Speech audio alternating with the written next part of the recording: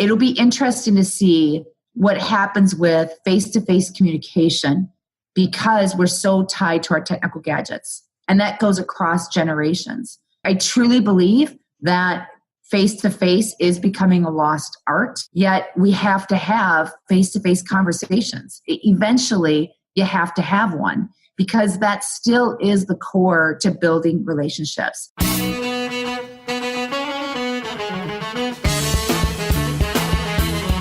Welcome to the TalentGrow Show, where you can get actionable, results-oriented insight and advice on how to take your leadership, communication, and people skills to the next level and become the kind of leader people want to follow.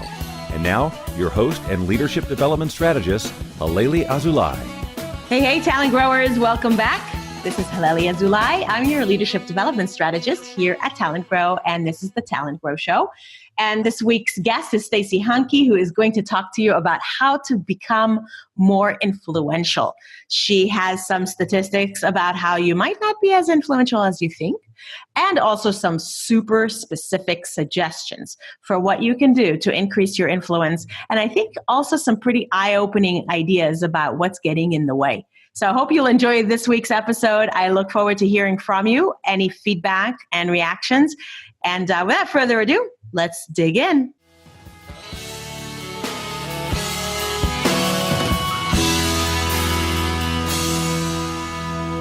Talent growers, based on more than 2 decades working with hundreds of thousands of leaders, C-suite mentor Stacey Hanke has found out that many of today's leaders have mistaken beliefs about what it means to be influential. I've asked her to come on the show to talk about why the prevailing influence paradigm is outdated, according to her, and ineffective, and technological advances only make it more challenging to influence others. As a result, Stacey says that the vast majority of leaders, a staggering 95% of them, think that they are more influential than they actually are. Stacey's new book is called Influence Redefined, Be the Leader You Were Meant to Be, Monday to Monday. Stacey, welcome to the TalentGrow Show. Thank you. These are always an honor. I so appreciate your trust with me and your listeners today. Well, I'm sure that they're eager to hear about whether they are one of those 95%. But before we get into it, we always ask our guests to describe briefly their professional journey. Where did you start and how did you end up where you are today? Yeah, I started in radio. I wanted to be the next Katie Couric, but apparently that did not work out. I did radio for a while. Then I moved into the corporate world and I landed, every time I went to corporate world, I landed in training and development positions. That's my degree, my background. What I noticed in those positions that no matter if I was teaching leadership skills, customer service, whatever it was, no matter how smart someone was in their own industry, in their profession, that didn't matter if their communication was poor. Then after a couple of other stops, I worked for an international company before I broke away on my own 16 years ago. And I would travel internationally teaching presentation skills. And it never felt right. I never could understand, why am I teaching someone how to stand up and present only when that only happens once or twice a month, depending on the audience. That's where I started to make the shift. I started to realize that this whole idea of the reputation people create of us, the perception people have of us that leads to the amount of influence that we have, really is about how we show up, how people experience us every day, every interaction, not just when the stakes are high and we turn it on for perhaps a formal presentation.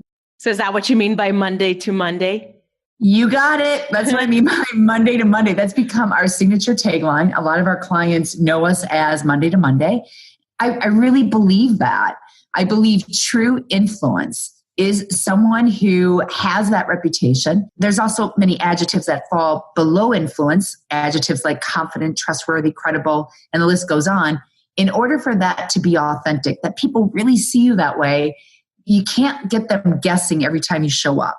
It's more about creating this consistent brand of influence that whether you're on the phone like we're doing today, whether it's hallway conversations or the rare chances you get to prepare, that's the perception you've built that you continue to sustain for people to build that trust with you. Yeah, I've heard that it's like you're on someone's radar when you enter the room, when you get on the phone. You're not just when you suddenly step up to the mic, do they start noticing you? They start noticing you whenever you come into their peripheral vision. It's so true. And I think it's also too, depending on who's listening to this interview right now, whether it's the peers you have in your office or if you're in a position where you're interacting with external clients, your reputation enters the room before you even get there. Your reputation enters someone's inbox before you hit send. The good news, though, is you get to determine what reputation that is based on how you show up through your verbal and your nonverbal communication. So when you say that 95% of leaders think that they're more influential than they actually are, can you explain? What do you mean? Yeah, that's research really over the past 16 years. We do a lot of work with directors to CEOs, whether that's in a workshop format or that's one-on-one. Over the years, I started to calculate how many times an executive would say, I had no idea that's what my behavior communicated. No wonder I don't get people to follow me. No wonder our meetings take too long. No wonder we're not making the sales we need to make. And it's communication. You and I both know this based on your show and what you represent. Communication is the core to everything that we do. Yes. A lot of times the search for, well, we're not making sales. Why are our meetings so long? Why are we not as productive as we could be? You start peeling back those layers and you realize the majority of people aren't as influential as they think they are.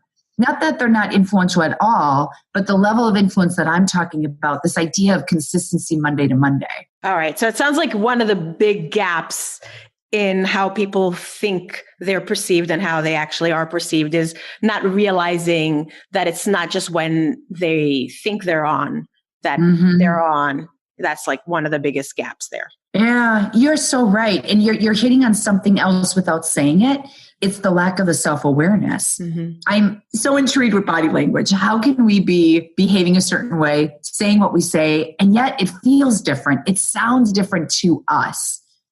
Until that awareness of how do you experience me right now versus how I experience myself, until that self-awareness is there, without it, we are determining the level of influence. We're determining how people perceive us off of how we feel rather than what reality states.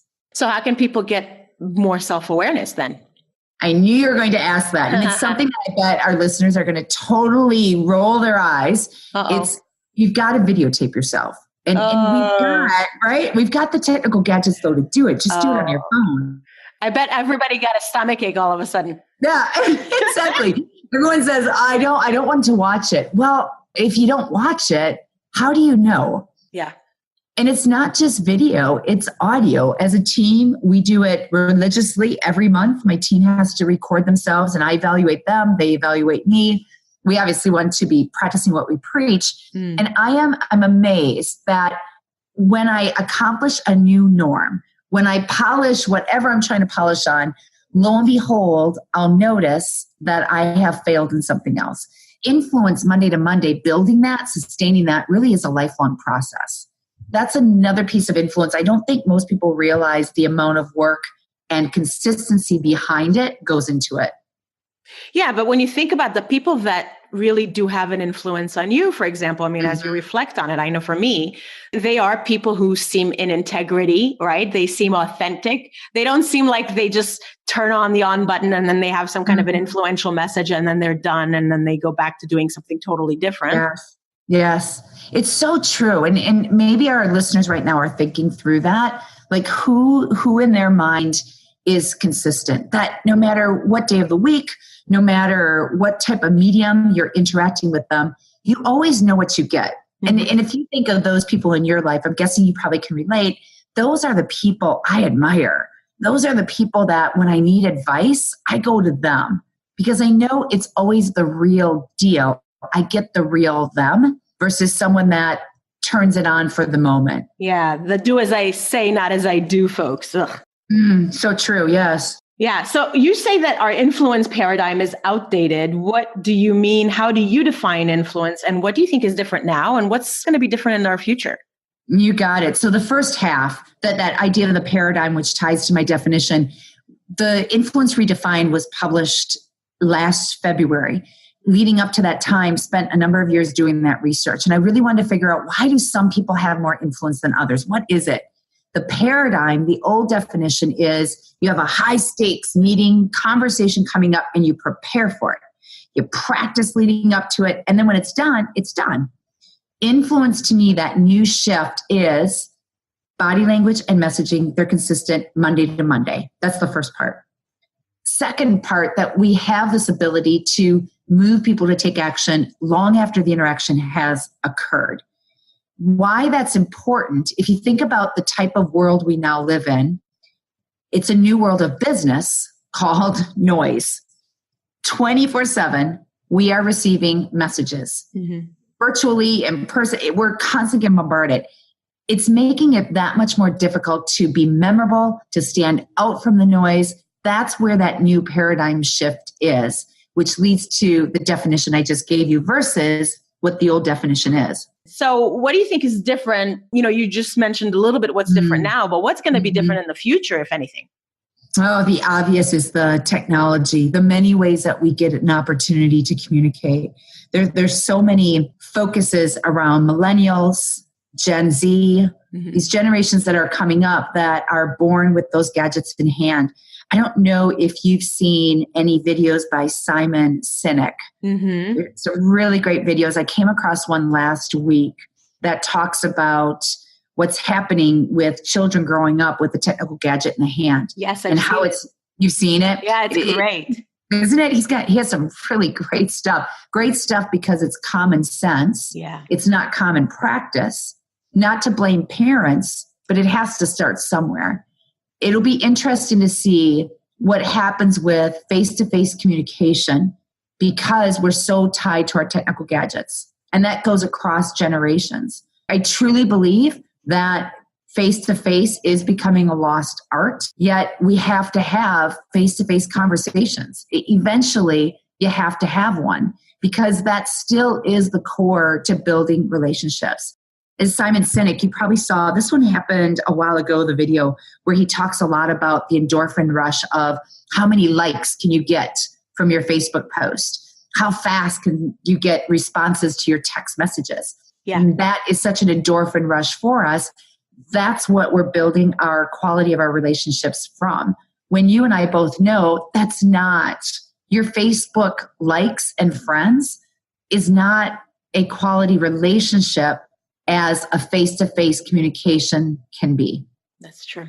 And by the way, we'll link in the show notes to that video, just so that in case listeners good. haven't seen it, they'll get a chance to get that endorphin rush satisfaction of getting their curiosity addressed. Great idea. Yeah. Okay. So the technology is something that is changing how we interact with the world and causing us to lose some face-to-face skills. Anything else that we should be on the lookout for? When I hear you say that, it also ties to, there's a through line, a pull line to keeping people's attention. Because we receive so many messages 24/7, it's making it that much more difficult to keep people's attention.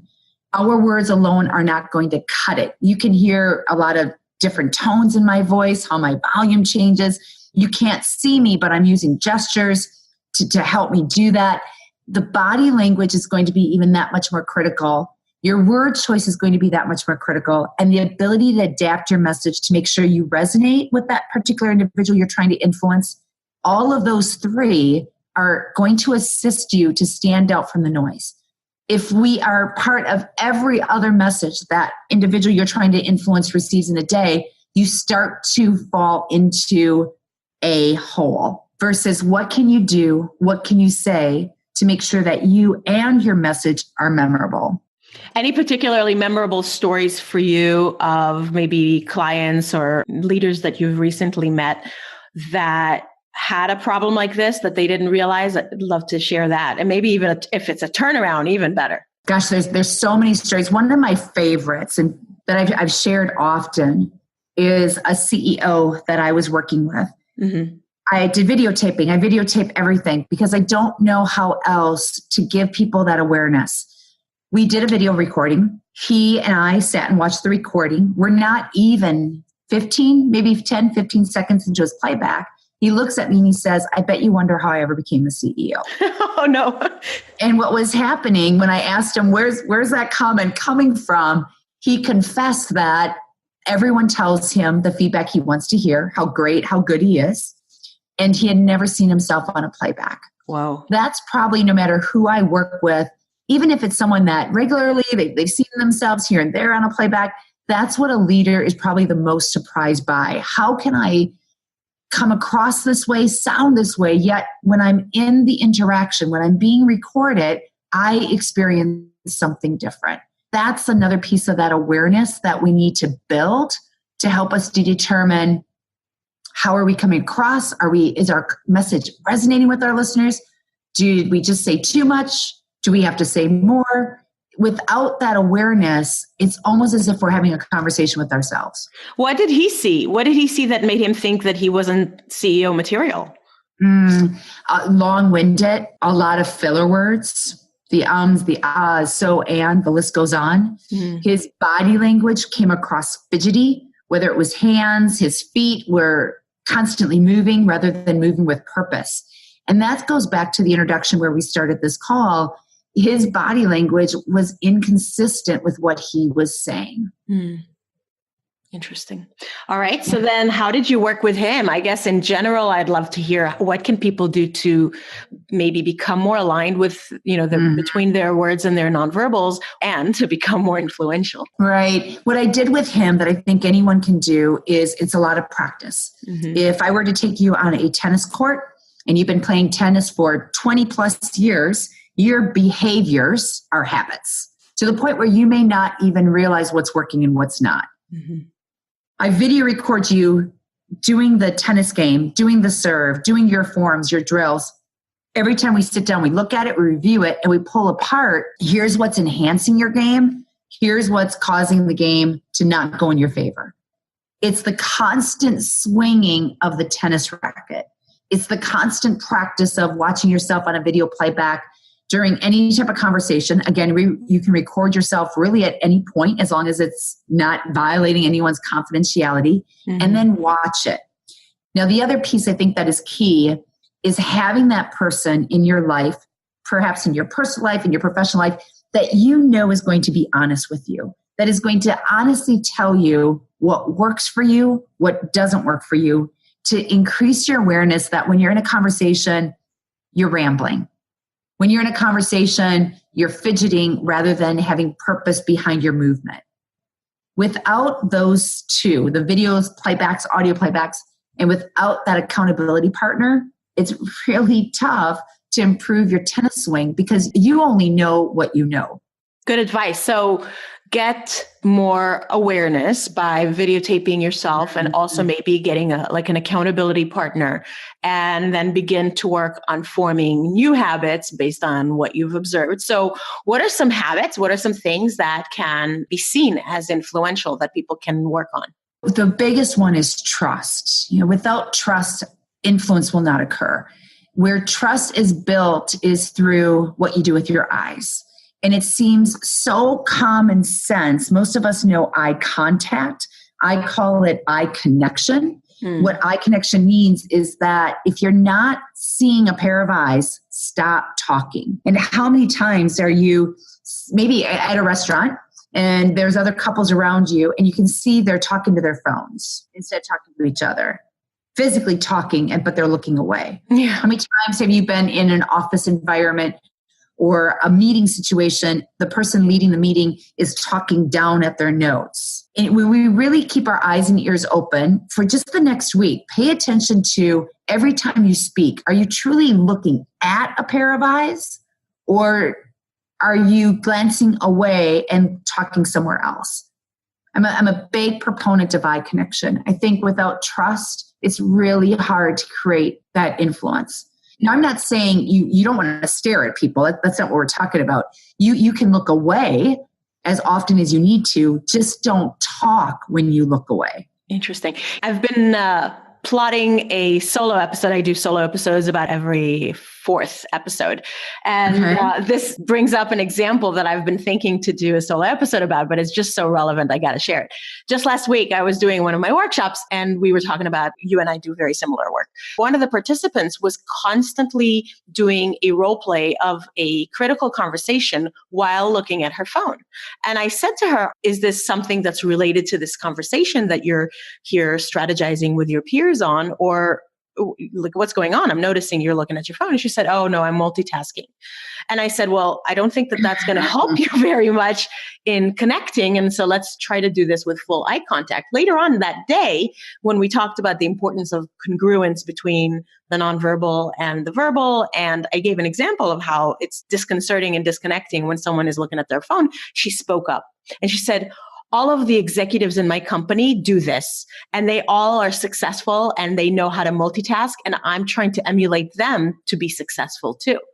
And it was like, whoa, that's a difficult moment because she's being led astray by people who are under like that CEO who are not really understanding the impact of what they're doing.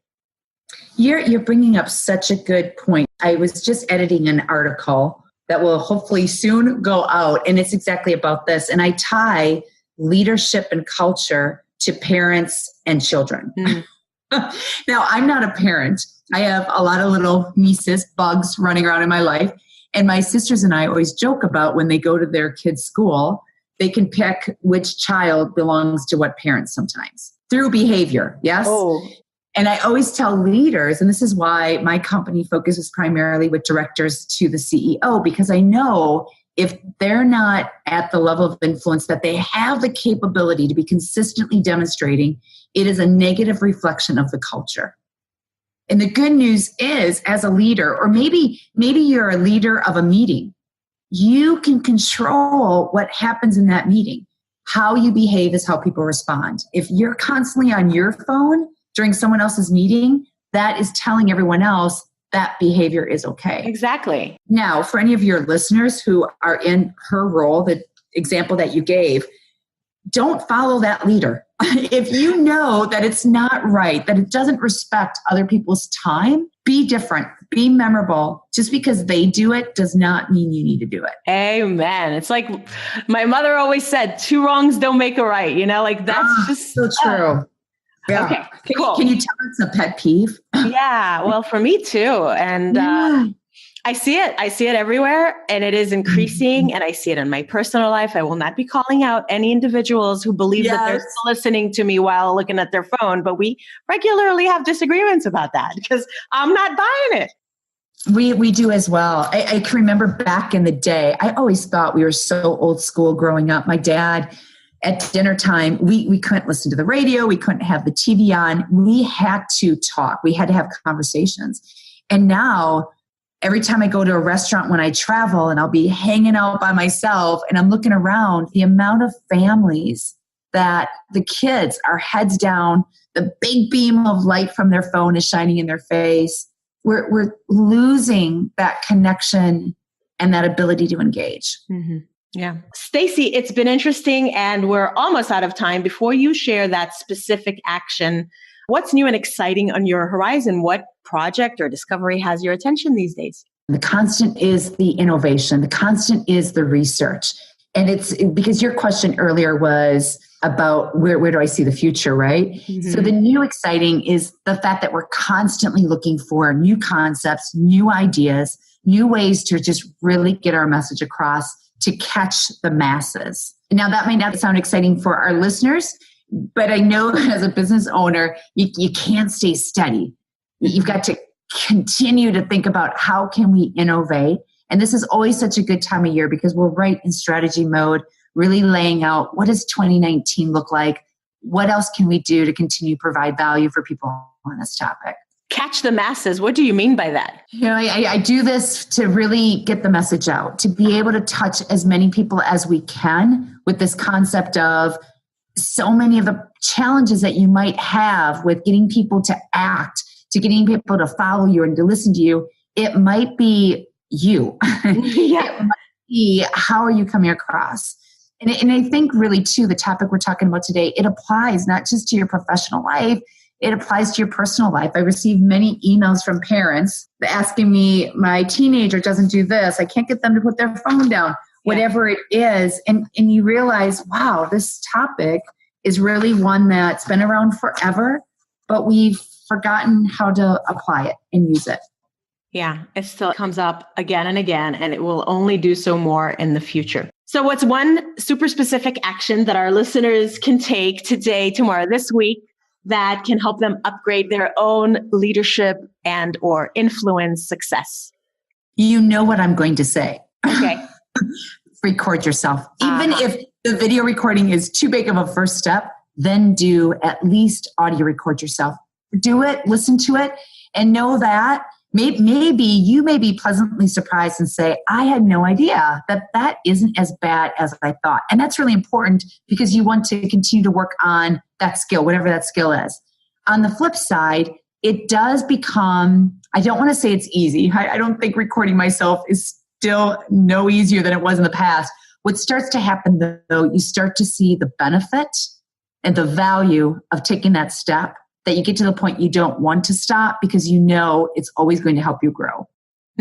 How do you typically tell someone to do this? Like, do they set up their phone on a tripod or what do they do? I mean, you can make it super easy. One thing that we do often in our office is when I'm on a call with a client, I'll record myself on my smartphone. I don't record the client, I'll just record my side.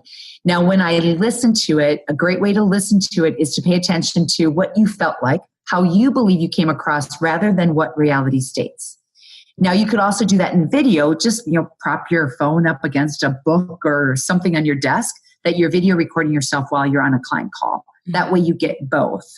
If there are anyone on our call today that has meetings with their teams, you easily could record yourself there as well. And if people are wondering, why are you recording yourself? You could say to them as their leader or as their peer that you want to make sure the best of you shows up every time. And the only way to be able to do that is to take a look, to experience yourself through their eyes and their ear. At home, you could do it all the time if you really wanted to. True. I think that you should be very transparent, actually, with your team, because you talked about trust earlier. I mean, vulnerability builds trust. We know this. So you showing up as someone who's still a work in progress and willing to admit that they're not perfect and showing that you're working on it allows other people to feel more comfortable to also not be perfect and keep working on themselves. It's so true. And that's what it's all about, right? This is not about your listeners ending this call and thinking, wow, I can never say another or ah in my life. Right. It's more about being aware that any conversation you're on moving forward, you know when your message is not resonating. You know when you're taking too long, wrap it up. You know when that connection and engagement, they're not paying attention to you. You can stop it and make the adjustment on the fly. Right. And the more that you get evidence, the more you get empirical evidence, objective data, like a recording, the more that you can see the trend, you can see the improvement. Right. That's it. Yeah. Because we are our worst and our best critic. Yeah. For both of those reasons, it's beneficial to just experience yourself and do it a couple of times, because the first time, you might not like it. Yeah. That's great. Well, thank you so much, Stacey. It's been fun talking with you, and I'm really glad that we got a chance to have you come on the TalentGrow show. How can people stay in touch, learn more about you and from you? Thank you for the opportunity. There's tons of resources. We serve them as truly resources for people to tap into. It's Stacey with an EY, HANKEINC.com. And we'll link to that in the show notes. Are you on social media? Should they follow you anywhere? Yes, you bet. So when they go on our website, they'll see all of our links to all of our social media. We are constantly there as a resource to pump out concepts, ideas that we can also be their accountability partner from afar. Yeah. And I saw on your website, you really do have a lot of resources, including, I think, like there's some kind of a weekly video you can sign up for, right? Yes, that's actually a year online program. It's a 1-year online mentoring program. So for 52 weeks, every Monday, you receive a tip, a concept, an idea. Cool. Very cool. Well, listeners, I'm sure you're going to go check that out. And Stacey, thank you again for your time today. Appreciate you. Thank you so much. Best to you. Thank you.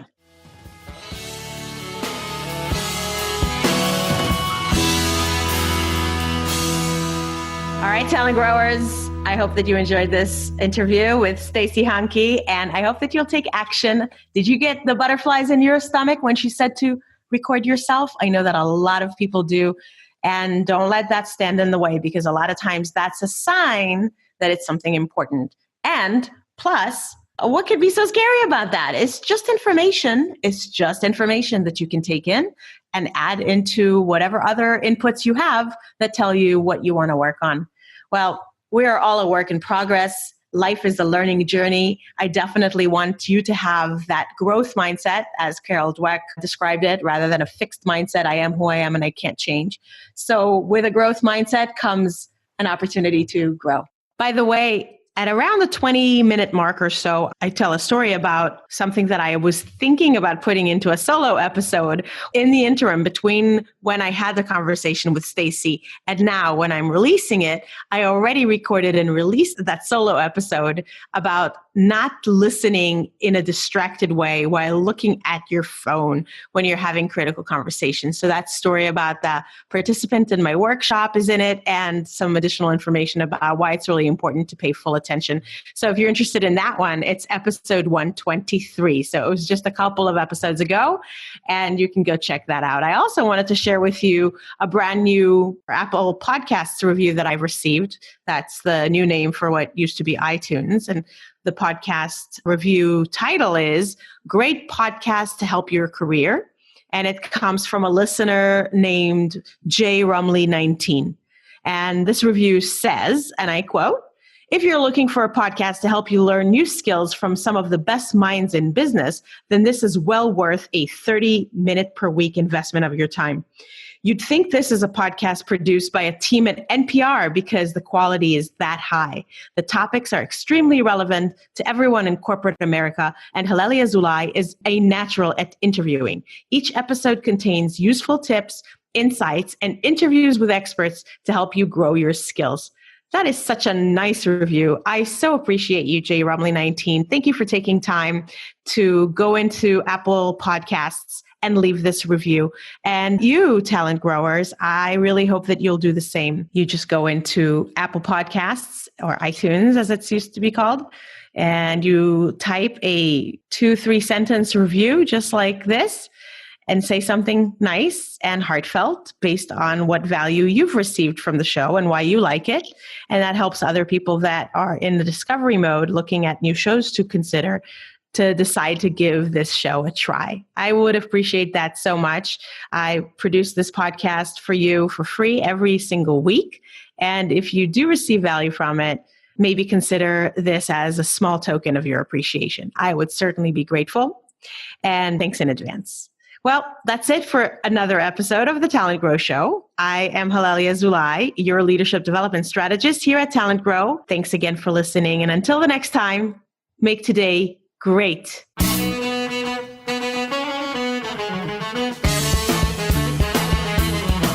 Thanks for listening to the TalentGrow Show, where we help you develop your talent to become the kind of leader that people want to follow. For more information, visit talentgrow.com.